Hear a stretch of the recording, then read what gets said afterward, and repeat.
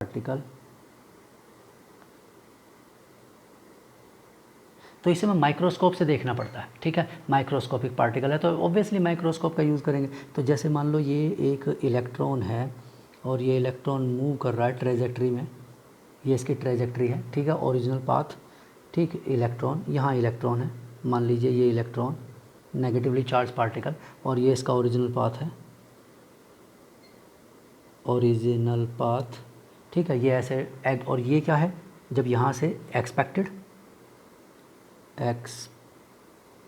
Trajectory या expected path, तो हम तो एक्सपेक्ट करेंगे कि वो ऐसे ही घूम कर वापस ऐसे ही जाएगा जैसे चल रहा है, ये न्यूक्लियस के चारों ओर ऐसे चल रहा होगा, ठीक है। और इस इलेक्ट्रॉन से क्या कोलाइड करता है, एक इंसिडेंट रेडिएशन, ठीक है, ये है इंसिडेंट फोटोन। अब ये फोटोन जैसे ही इससे कोलाइड करेगा, इलेक्ट्रॉन क्या करेगा, अपनी पोजीशन और न्यू वेलोसिटी और न्यू पाथ, ये यहाँ पर कहीं और चला जाएगा, न्यू पाथ, ठीक, new velocity with new velocity, ठीक है। तो न्यू वेलोसिटी से ओरिजिनल पाथ और ओरिजिनल वेलोसिटी थी, लेकिन जैसे ही स्ट्राइक करेगा, अब हमें कैसे पता लगा कि वो यहाँ था या क्या होगा, कैसे, रिफ्लेक्टेड लाइट, इंसिडेंट फोटोन में से जो भी एक, ये क्या करेगा, रिफ्लेक्ट करता है लाइट को, ठीक, ये क्या है, रिफ्लेक्टेड लाइट है।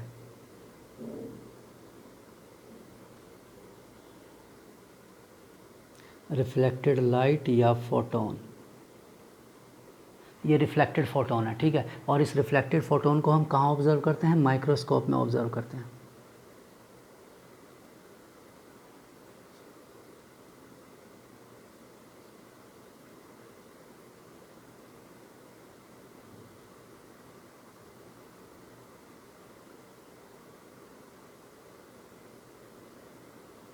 ठीक है, माइक्रोस्कोप।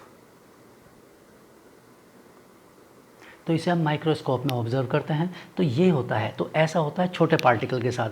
अगर ये बड़ा पार्टिकल होता तो ओरिजिनल पाथ पर जा रहा होता, एक्सपेक्टेड पाथ पर आ रहा होता, कोई भी प्रॉब्लम नहीं होने वाली थी, ना उसकी वेलोसिटी में चेंज होने वाला था, ना उसका पाथ चेंज होने वाला था। क्यों? क्योंकि वो हैवियर पार्टिकल होता। हैवियर पार्टिकल में क्या होता है, चेंजेस नेग्लिजिबल होते हैं। लेकिन ये माइक्रोस्कोपिक पार्टिकल है, तो कोई भी माइक्रोस्कोपिक पार्टिकल से लाइट डल लेते, तो अगर हमें उसकी एक्यूरेट पोजीशन चाहिए तो लैम्डा को छोटा रखना पड़ेगा। मैंने जैसे समझाया कि लैम्डा जितना छोटा होगा उतना ही ज़्यादा एक्यूरेसी आएगी उसमें, ठीक है, more accurate. Less uncertainty means more accurate, ठीक। तो more the lambda more is the error, ठीक है। Long wavelength means more error, more so many uncertainties, delta as X higher का मतलब क्या है, मोर एरर, ठीक है, ज़्यादा एरर होंगे इसमें। लेस अनसर्टेन का मीनिंग यही होता है, मोर एरर, ठीक है। तो ये एरर, अब इसमें फोटोन पार्टिकल से स्ट्राइक करता है तो it changes the momentum of the particle, ठीक है। When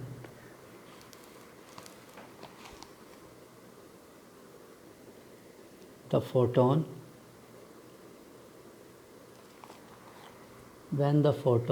strikes the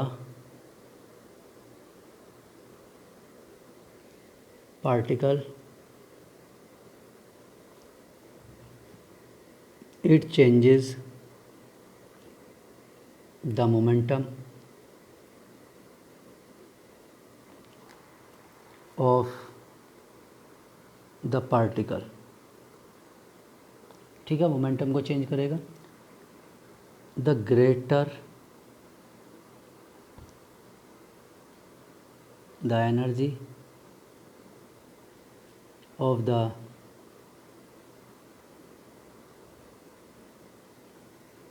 striking photon, अब उस पैकेट की जितनी ज़्यादा एनर्जी होगी, the more will be the change, the more is the change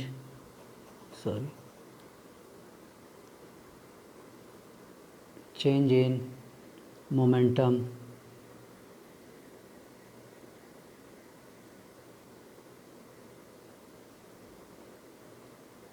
of particle,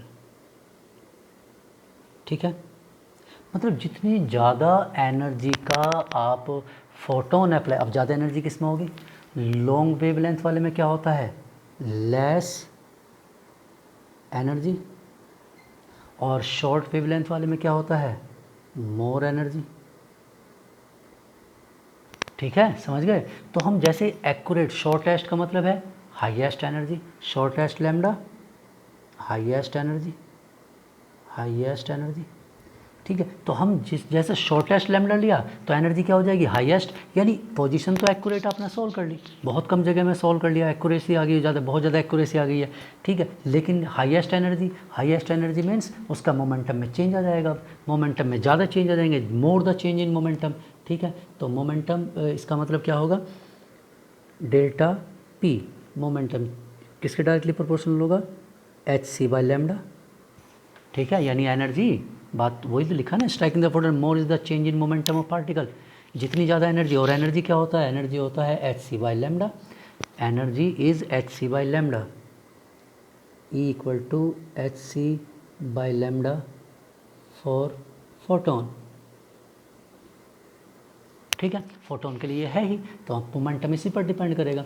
ठीक है, अब एच सी तो कांस्टेंट है, और delta P 1/λ, H C equal to constant, H और सी की वैल्यू तो क्या होती है, कांस्टेंट होती है, तो डेल्टा पी 1/λ है।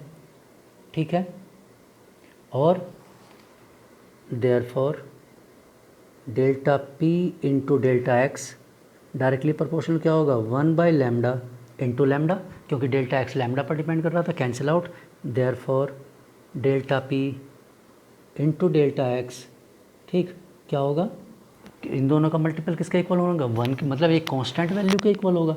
ठीक, इज़ इक्वल टू और ग्रेटर देन h अपॉन 4 पाई, एक न्यूमेरिकल वैल्यू, ठीक है, कांस्टेंट। ठीक है, therefore delta P into delta x should be constant. ठीक है, ये कांस्टेंट वैल्यू रहनी चाहिए, डेल्टा एच पी और डेल्टा एक्स, क्यों, क्योंकि यहाँ पर आगे राइट साइड में कोई भी न्यूमेरिकल वैल्यू है नहीं है। ठीक है, ग्रेटर साइन किसके लिए लगा, वैसे तो इक्वल के लिए है ये, but greater is for the human error.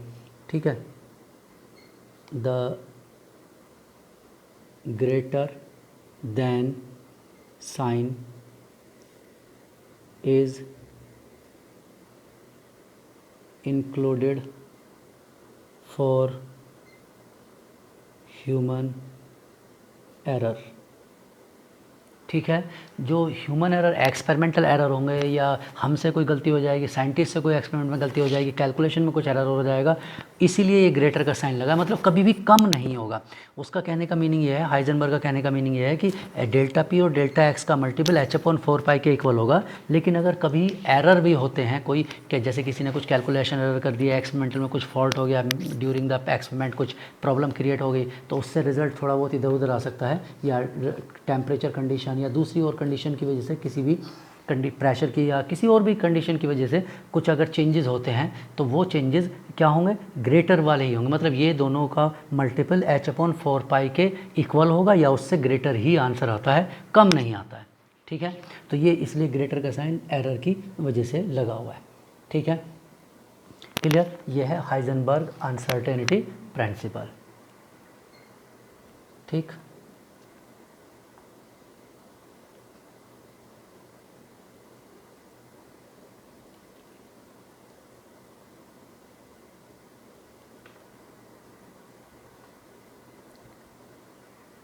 Clear, चलिए, ये हुआ कंप्लीट। अब इससे आगे हमें क्या डिस्कस करना है, इससे आगे हमें पढ़ना है क्वांटम मैकेनिकल मॉडल, हाइजेनबर्ग। अब इसके बाद में क्योंकि एक ही टॉपिक बचता है, अब ये सब जो इसके बाद वाला पॉइंट था ना, Zeeman effect Stark effect वाला था, ठीक है, या model better model than that of the Bohr's. ठीक है, to remove the Bohr's postulate, जो ड्रॉबैक्स थे, to remove the drawbacks of Bohr's theory we have to use the quantum mechanical model. तो हमारे पास और कोई अल्टरनेट नहीं है, क्वांटम मैकेनिकल मॉडल हमें यूज़ करना है। ठीक है, तो हम लिख लेते हैं quantum mechanical model of atomic structure.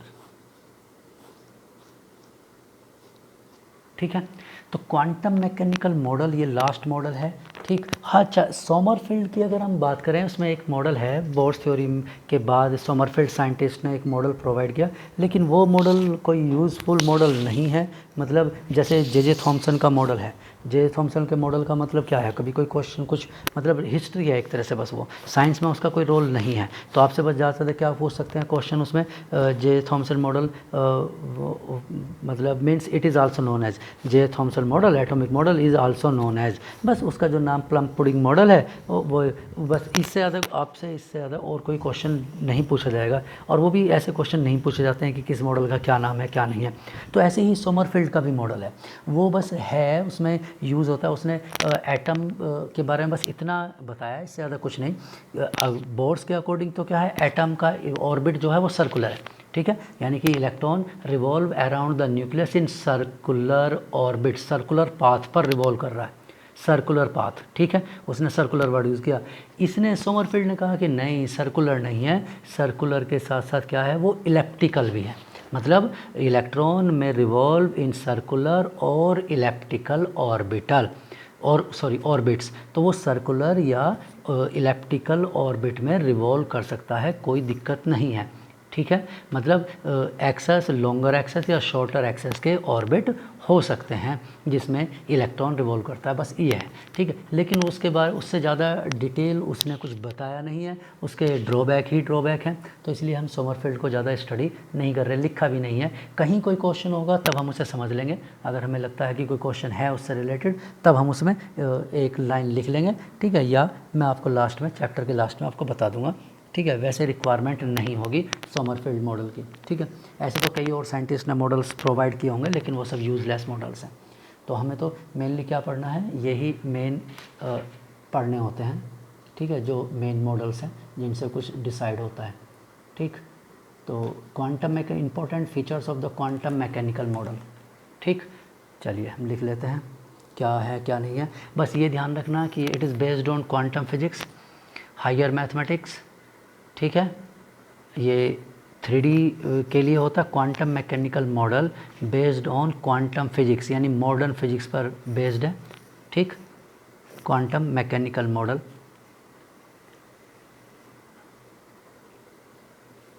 ठीक, चलो लिख लेते हैं। इट इज़ बेस्ड ऑन, यहीं से लिखना स्टार्ट कर देते हैं। It is based on quantum physics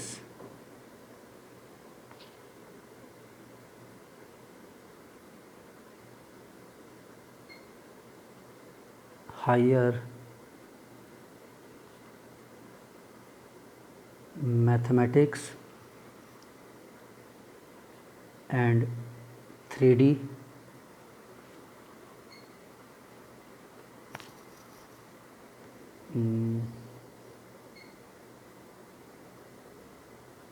model of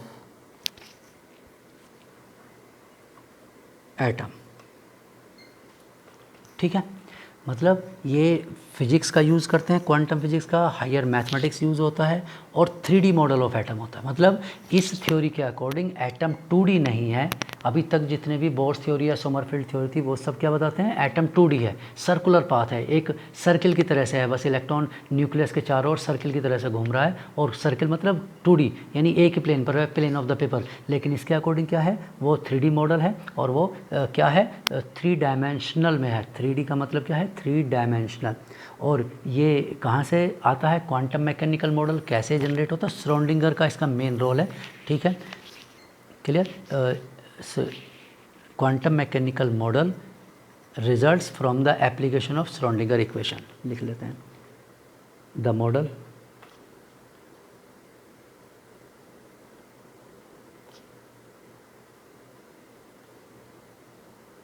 results from the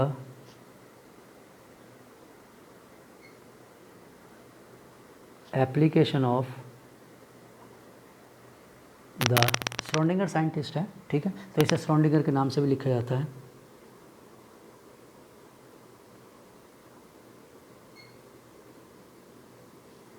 ठीक है, इस नाम से भी। तो कहीं कहीं बुक्स में तो क्या लिख देते हैं, श्रोडिंगर मतलब क्वांटम मैकेनिकल मॉडल या श्रोडिंगर एटॉमिक मॉडल भी लिख देते हैं, ठीक है।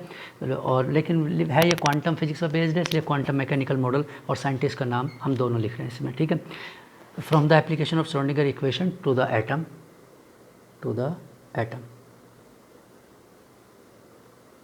ठीक है। यानी कि श्रोडिंगर ने एटम से रिलेटेड 3 डायमेंशन के लिए कुछ एप्लीकेशन मतलब हम इक्वेशंस प्रोवाइड की हैं, ठीक है, कुछ इक्वेशंस प्रोवाइड की हैं। उन इक्वेशन के बेस पर एक मॉडल जनरेट होता है, उन इक्वेशंस के बेस पर, ठीक है। और उसके इम्पोर्टेंट फीचर्स क्या हैं वो लिख लेते हैं हम।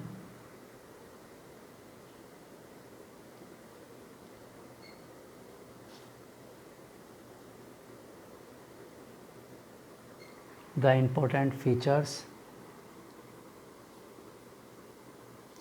of the model are, ठीक, क्या क्या है वो हम लिख लेते हैं। पहला, first,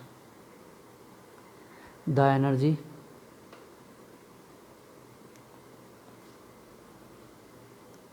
of an electron in an atom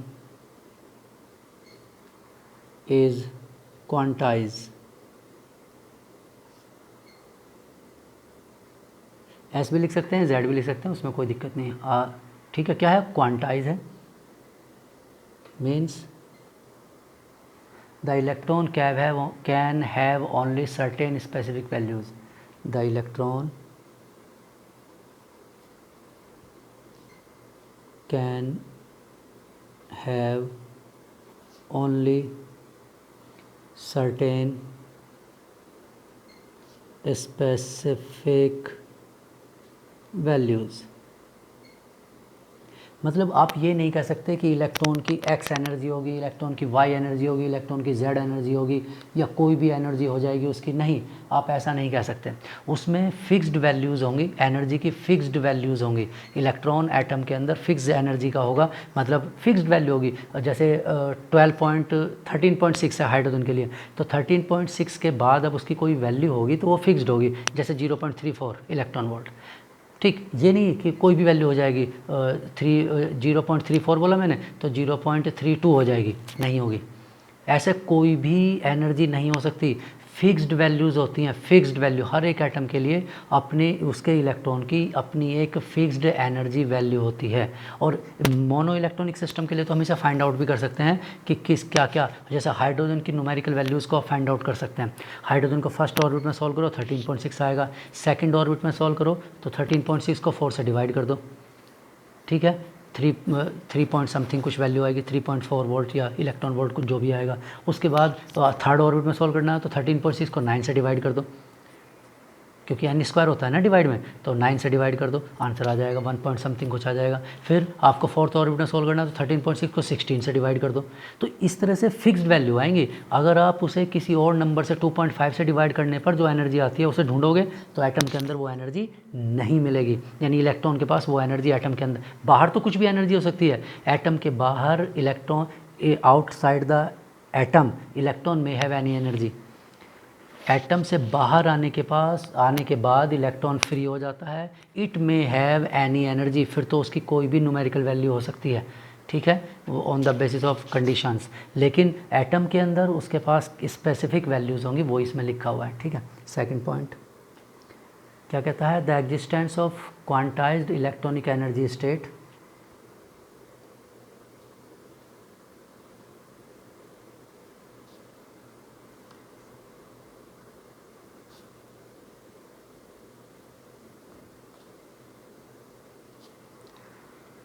quantized electronic energy state, electronic energy state is a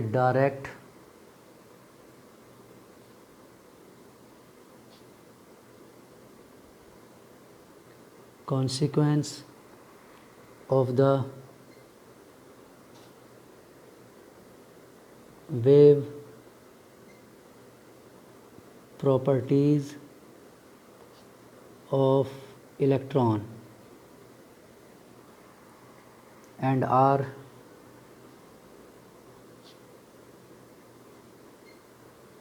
acceptable solutions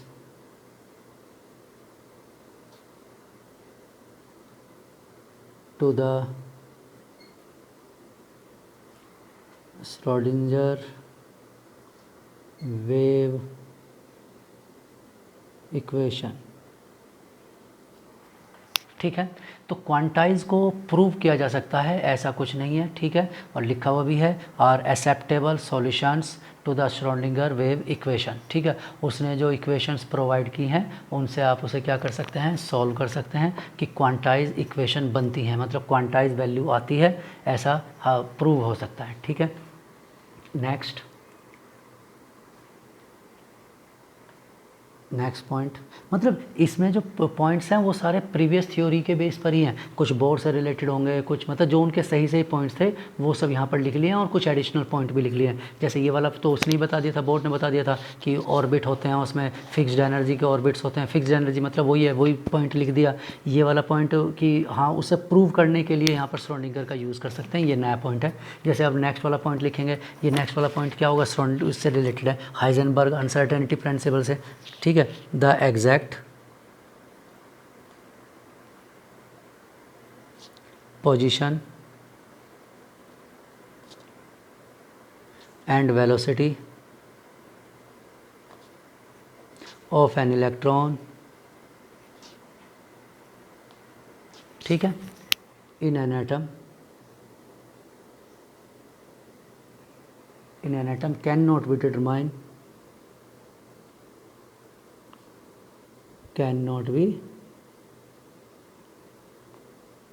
determine the exact,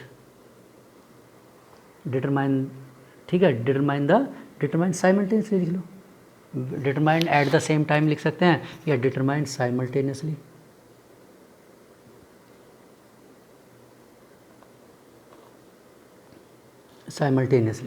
ठीक है, therefore it is not possible to determine the exact trajectory of the electron, therefore it is not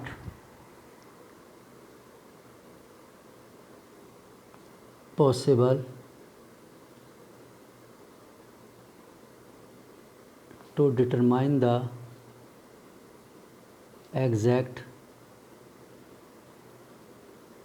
trajectory of an electron in an atom। ठीक है, मतलब किसी atom में electron की exact trajectory को find out करना पॉसिबल नहीं है। तो हम क्या कर सकते हैं, हैंस वी कंसिडर, मतलब साइंटिस्ट की बात कर रहे हैं हम, तो श्रोडिंगर ने क्या किया, कंसिडर द प्रोबेबिलिटी, मैथ्स के स्टूडेंट्स पढ़ेंगे इसे प्रोबेबिलिटी को मैथ्स में। ठीक है, प्रोबेबिलिटी ऑफ फाइंडिंग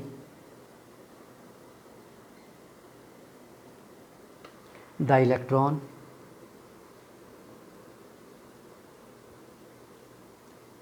एट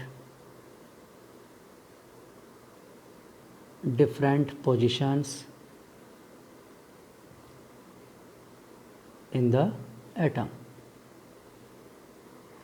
ठीक है, तो एटम में इलेक्ट्रॉन को फाइंड आउट करने ये मतलब उसको जब हाइजेनबर्ग अपने आप में ठीक है, ऐसा नहीं है कि हाइजेनबर्ग ने कुछ गलत बताया, नहीं, हाइजेनबर्ग ने बिल्कुल ठीक बताया। ठीक है, तो हाइजेनबर्ग के अकॉर्डिंग क्या है कि आप उसे एक्यूरेट पोजीशन और उसकी वेलोसिटी को फाइंड आउट या उसके मोमेंटम के चेंज को फाइंड आउट नहीं कर सकते।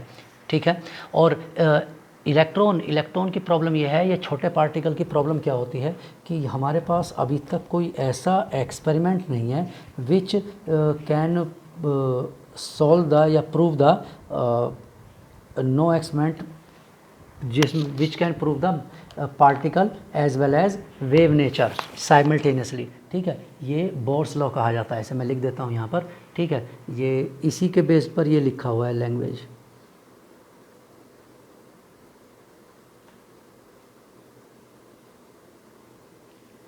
Bourse law of complementary.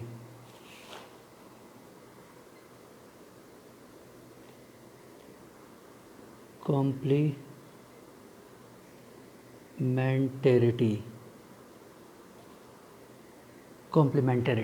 ये एक लॉ होता है। ठीक है, बोर्स ने बताया था, इसे बता दिया था। ठीक है, इसका मीन्स क्या है? It means that there is no experiment, there is no experiment, there is no experiment in which या by which, in which लिखा होगा या by which, दोनों से कह सकते हैं। मैटर या छोटा पार्टिकल या कोई भी जिसकी बात कर रहे हैं, माइक्रोस्कोपिक की बात करो या माइक्रोस्कोपिक, हम तो माइक्रोस्कोपिक पढ़ रहे हैं तो हम उसी की बात कर रहे हैं, मैटर, माइक्रोस्कोपिक। ठीक है, एग्जिस्ट, वैसे ये मैक्रोस्कोपिक में भी चलेगा, exist both as a particle and a wave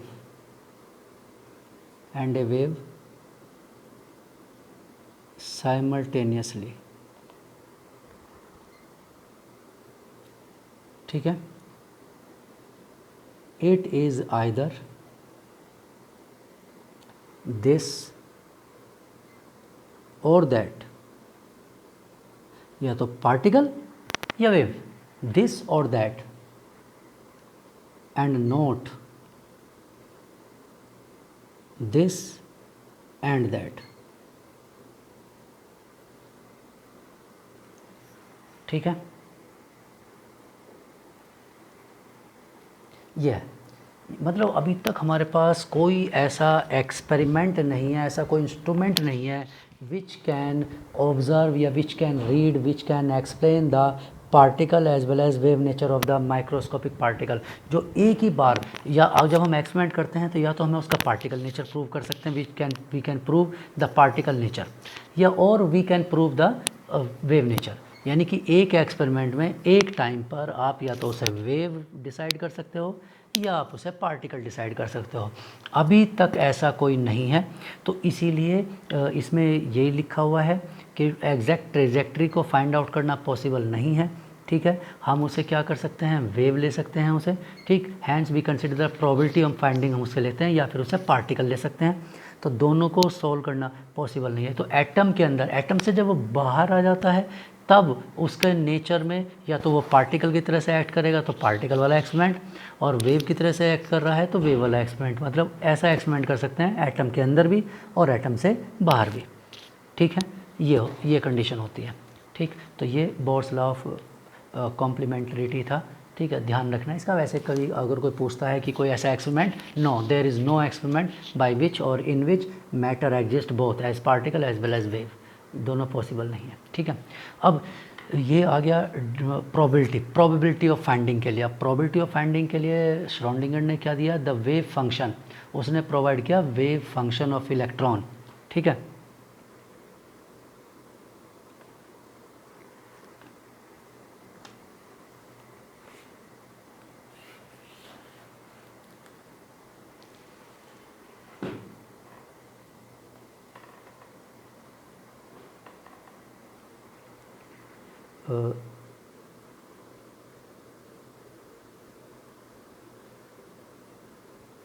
electron has particle as well as wave nature and due to its wave nature, it produce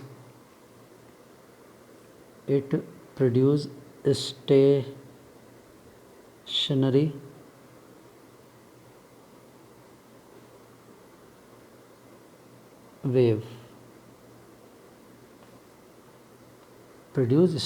wave, during its motion in an atom। ठीक है, stationary wave बनाता है, moving wave नहीं होती है, stationary wave होती है। ठीक है, या आप कह सकते हैं कि इसमें क्या होता है, वेव फंक्शन होता है और एटॉमिक ऑर्बिटल इन वो वेव फंक्शन होता है, आप इसे ऐसे मान सकते हैं। तो it produce stationary wave during its motion in an atom. Stationary wave मतलब मूविंग वेव नहीं है। जनरली आपने साउंड वेव या वाटर वेव पढ़ी होंगी, वो मूविंग होती हैं, एक प्लेस से दूसरे प्लेस पर ट्रैवल करती हैं। ये स्टेशनरी वेव है। ठीक है, and the amplitude of stationary wave is known as Sai.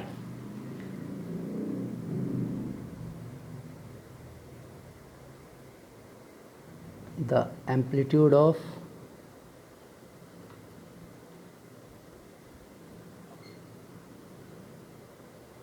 stationary wave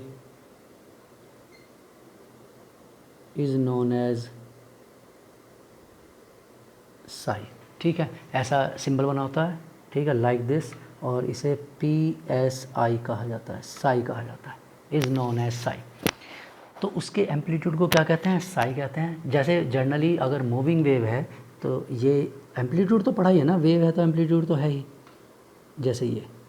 ठीक है, फॉर एग्जांपल ये एम्पलीट्यूड है ए, ये है मूविंग वेव। ठीक, अब हम एक स्टेशनरी वेव की बात करें, स्टेशनरी वेव। ठीक है, एटम के अंदर स्टेशनरी वेव होती है। ठीक, जैसे हमने उसमें बोर्स थ्योरी में उसमें लिखा था, डी ब्रोगली इक्वेशन में। मैं सिंपली समझा रहा हूँ वैसे भी आपको कि लैम्डा स्टेशनरी डिफरेंस क्यों लिखा। ये देखिए, ये इस तरह से वेव मूव कर रही है, तो इसका जो एम्पलीट्यूड होगा, ये जो एम्पलीट्यूड है, it is known as psi. इस एम्पलीट्यूड को साई कहा, क्यों? क्योंकि ये फिक्स रहेगा, ये ऐसे ही इसी जगह पर रहेगा। ऐसा नहीं होगा कि आप ही अभी यहाँ हैं या आज यहाँ हैं और कल चेक करेंगे तो 2 किलोमीटर दूर चला गया होगा। ठीक है, या 10 दिन बाद चेक करेंगे तो अमेरिका पहुँच गया होगा। ठीक है, या दूसरी कंट्री में या अर्थ से बाहर चला गया होगा। ऐसा नहीं होने वाला, ये आज भी यहीं है वेव, और कल चेक करोगे कल भी यहीं मिलेगा, 10 दिन बाद चेक करोगे तब भी यहीं मिलेगा। क्यों? क्योंकि ये तो इलेक्ट्रॉन बना रहा है ना। कौन बना रहा है? इलेक्ट्रॉन। तो प्रोड्यूस स्टेशनरी, वो स्टेशनरी वेव प्रोड्यूस करता है, यानी कि ये wave made by the electron, wave made by the electron. ठीक है, इलेक्ट्रॉन जो मूव कर रहा है वो इस वेव को जनरेट कर रहा है। ये तो मूविंग वेव है। मूविंग वेव के एम्पलीट्यूड को ए लिखते हैं, और श्रोडिंगर ने क्या किया, डिस्टिंग्विश करने के लिए कि ये मूविंग वेव है या ये स्टेशनरी वेव है, उसमें डिस्टिंग्विश करने के लिए इसके एम्पलीट्यूड को क्या लिखा, साई से रिप्रेजेंट किया, साई से रिप्रेजेंट किया है। ठीक है, इसे क्लियर। और इसे क्या नाम लिखते हैं, it is also known as wave function. Psi is also known as wave function, क्योंकि वेव का फंक्शन है। Psi is also known as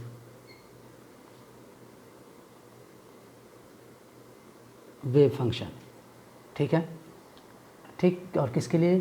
for an electron. और ये क्या रिप्रेजेंट करता है?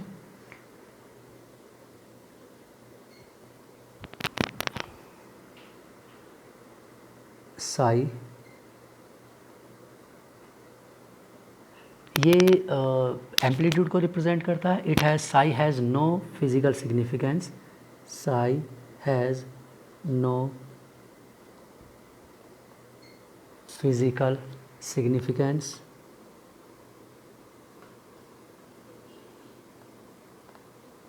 Has no physical significance. ठीक है, इसका कोई फिज़िकल सिग्निफिकेंस नहीं होता है साई का। ठीक, बस ये क्या शो करता है, एम्पलीट्यूड शो करता है। ठीक, it can show, has no physically, ठीक, has no physical significance means its value could